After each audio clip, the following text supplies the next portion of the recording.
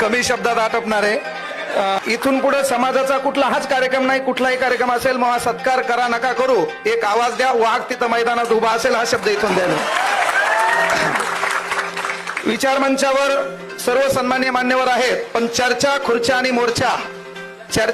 आणि मोर्चा यांच्या भोवतालचं राजकारण न करता ज्या माणसाने आयुष्यभर समाजकारण केलं ते स्वर्गीय गोपीनाथरावजी मुंडे यांच्या चरणी प्रथमतः अभिवादन करतो।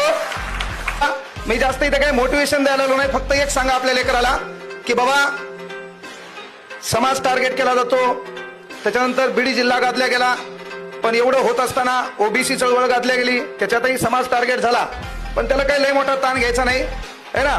फितुराच्या खांद्यावर बसून वाघाची शिकार करता येत नसते, फितुराच्या खांद्यावर बसून वाघाची शिकार करता येत नसते, त्यासाठी खांदा निष्ठावंत आणि शिकारी जातीवंत लागतो।